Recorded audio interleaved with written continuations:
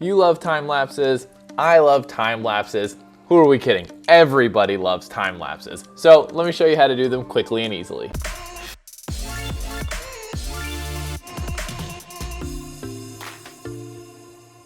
Will Simpson here, and welcome to Exploring Photography. Time lapses are a ton of fun. They are really cool videos to show transitions in time, or to do transitions in videos, or even just as additional B-roll. In this video, I'm going to show you how to do a quick and easy time lapse. I'm going to be showing you on my Canon camera. Now, Sony and Nikon users, don't be running away now. This is a very similar method on your cameras. I did some research and they have very similar methods. By following this video, you should be able to figure it out on your camera and also make cool time lapses. Firstly, there's two ways to do time lapses. The first one is by using a device called an intervalometer. Now, sometimes these are built into the camera and sometimes they're a separate device that you can hook to the camera.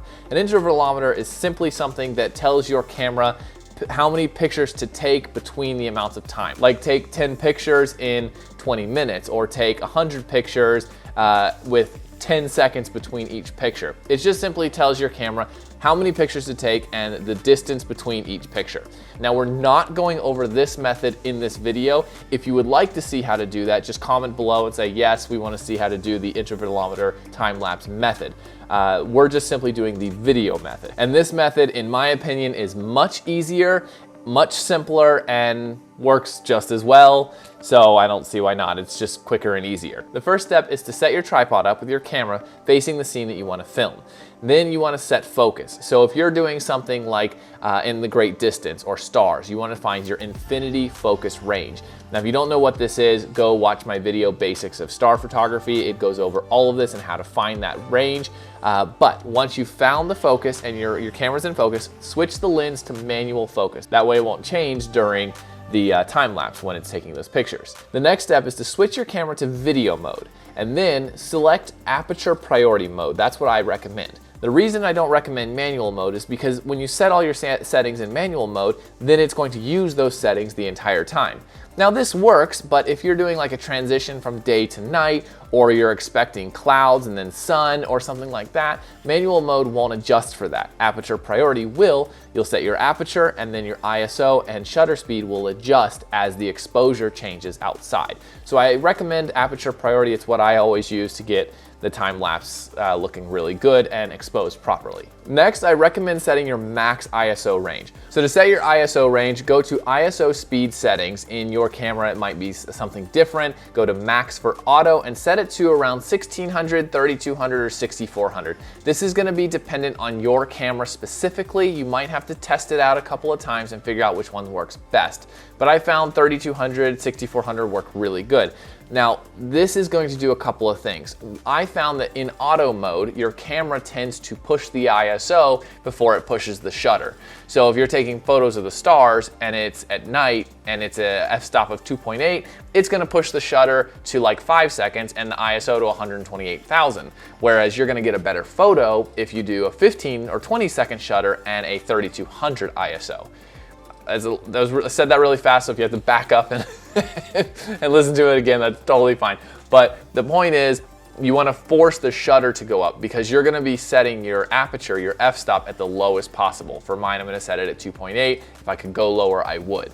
But that's for like night photography. It might vary depending on what you're doing your time lapse up. Once that's set, we're then going to go to Timelapse Movie. Now again, yours might say something different. Enable it, and then you're going to change the settings. The interval is how much time between each picture. So if I'm doing night shots, I generally set it for 32 seconds. That way, if the shutter gets up to 32, then I can get a really, I have the time. So it's open, the shutter is open for 30 seconds, it closes, 2 seconds, takes another photo. If I'm doing daylight, I might do a 15 to 20 second interval, but it just depends on what works best, and you just kind of have to figure out those settings. Next is the number of shots. Now you can set this to as many as you want. You could set it to as max and then just let the battery die on the camera, or let's say you just want a smaller time lapse, you could set it to 150, but it's gonna be a really quick time lapse. On my camera, if you look below the number of shots, on the left side it says how long that time lapse will be running. So in this case, it's like 21 hours, 22 hours. And on the right side, it shows how long that clip is gonna be. So that clip, that 22-hour clip is going to be about 2 minutes long. So that kind of gives you an idea and you can figure it out from there. The next step is the quality you want. Mine gives the option of 1080, 4K, or 8K. It depends on your camera. Yours might just shoot 1080. It might also do 4K, but you just set your quality. I just set it to 1080 or, you know, whatever I want it for the time. The next step is auto exposure. And this one is an important one because if you're doing from day to night time lapse, you want it to expose every single picture. You don't want it to fixed first frame, which that means that once it takes the settings for the first picture, it's gonna keep those settings the entire time. If you adjust it to each picture, it'll adjust the exposure every time it takes a photo to get proper exposure. So make sure it's set to each frame. Otherwise, you should just use manual mode and it'll do that automatically. All right, so the next one is screen auto off. This is pretty self-explanatory. It'll turn the screen off after a certain amount of time. Then it'll also, you can set the beep image, so it'll beep every time it takes an image. It's up to you if you want that, but that's all there is to it. Those are the steps. Once you have all the settings done, then press the shutter button. It'll give you the option to take a test shot. So I push the shutter button, it takes a test shot. If everything looks good, press OK, and then press the start or record button, and then press the shutter button again to start. So before, you press the shutter button to take a test shot. Make sure that your settings are proper. Then once you're good, press the start or record button, and then press the shutter button, and that gets it started. It might be different on a Sony or Nikon. This is just for a Canon, but it's similar enough that you could probably figure it out. My camera specifically, if I press the info button, it'll turn the LCD screen off and on.